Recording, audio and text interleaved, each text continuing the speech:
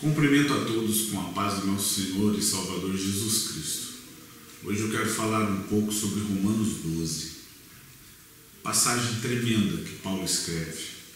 Romanos 12, queria me ater ao início e o fim.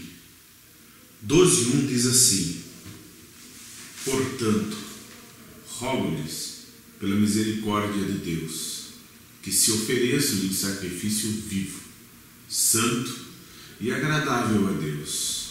Este é o culto racional de vocês. Não se amoldem ao padrão deste mundo, mas transformem-se pela renovação de suas mentes, para que sejam capazes de experimentar e comprovar a boa, agradável e perfeita vontade de Deus. E o último versículo, o 21. Não se deixem vencer pelo mal, mas vençam o mal com o bem. Paulo escrevendo aos Romanos, nessa passagem do capítulo 13, ele nos passa um conceito muito mais elevado de sermos cristãos. Nós temos ao longo dos 21 versículos do capítulo 12, orientações de Paulo a respeito de como sermos, como vivermos na prática o cristianismo. Nós temos ele falando sobre os dons, aquele que tem dom de profetizar, aquele que tem o dom de servir, ensinar, contribuir e animar os outros. Que faça isso com zelo, que façam isso com amor, com constância. Mas ele também fala sobre o amor, que o amor nosso tem que ser fraternal um para com os outros. Que nós devemos odiar o mal e amar o bem. E ele ainda traz no capítulo 12 de Romanos algo tão intenso e super difícil de nós seguirmos. A orientação sobre os nossos inimigos. É tão difícil nós seguirmos essa constância do capítulo 12 de Romanos, onde eu e você temos que renunciar ao nosso eu, os nossos desejos, e temos que sim abençoar aqueles que nos odeiam, aqueles que nos aborrecem. Temos que amar, orar por eles e clamar a Deus em favor destas almas. Como é difícil ser realmente cristãos e sermos fiéis a Deus. Como é difícil nos mantermos santos diante de uma sociedade tão corrompida.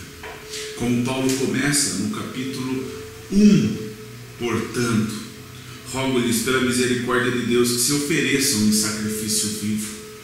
Nós temos que oferecer os nossos corpos em sacrifício vivo ao Deus de toda a terra. Oferecer a nossa vida, o nosso eu, o nosso andar, o nosso deitar ao Deus de toda a terra.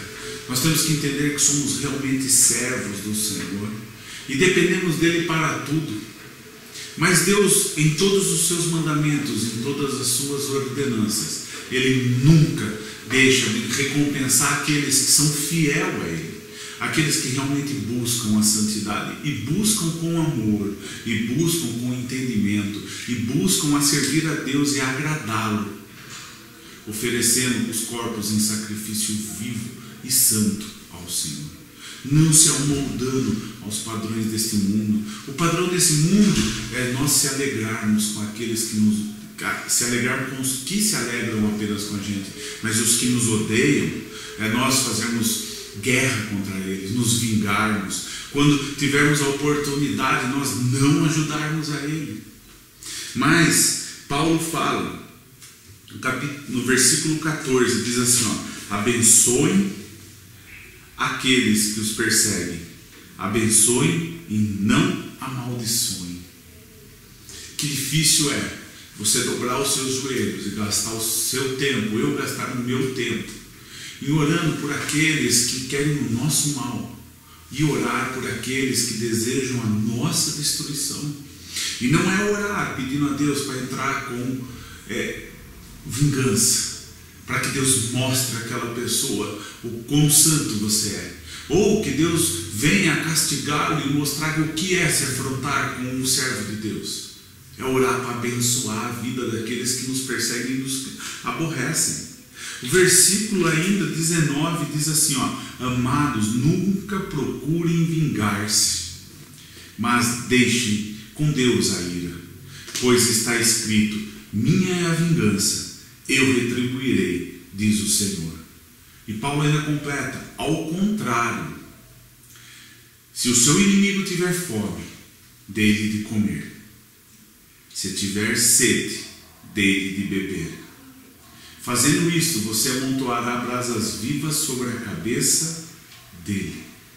Paulo não completou esse versículo conforme está em Provérbios 25, versículo 21 e 22, que diz assim: que se nós fizermos isso, quem vai nos abençoar é o próprio Deus. Não devemos nunca, jamais. O que o mundo ensina, e o que é até ensinado muitas vezes dentro da igreja, é que aqueles que aborrecem a sua vida, aqueles que são seus inimigos, Deus irá castigar. Mas o que eu posso dizer para você é o seguinte: a vingança é realmente do Senhor. Mas o que Deus espera de mim e de você é um coração pronto para abençoar. Não é um coração que se alegra com a derrota daqueles que são seus inimigos, com aqueles que não gostam de você, aqueles que odeiam da nossa vida, nos odeiam. O coração que Deus deseja em nós é um coração que abençoe, um coração que leve as pessoas a Cristo. É que nós não se moldemos ao padrão deste mundo, que nós nunca, jamais venhamos a estar como o mundo é, olho por olho e dente por dente. Antes vamos ter um coração de Cristo em nossas vidas. Vamos amar aqueles que nos odeiam. É difícil isso, é muito difícil, mas é o que Deus espera de mim e de você. Vamos orar. Senhor Jesus Cristo, abençoa, Senhor Deus, estas vidas que querem te servir, Senhor Deus, com integridade, e querem, Senhor Deus, buscar aquilo que o Senhor tem, Deus, para cada um. Senhor, nos ensina, Senhor Deus, a amar a cada um, amar o ser humano, a ter compaixão, Senhor, a ter entendimento, Deus, que aqueles que nos perseguem, nos odeiam, Senhor, não odeiam a nós, mas odeiam a Ti, Senhor, porque já não somos mais nós quem vivemos, mas o Senhor que vive em nós, Senhor. Deus Todo-Poderoso, venha operar maravilhas, Senhor Deus, nas vidas, e venha através de nós, Senhor Deus, derramar, Deus, sobre a humanidade.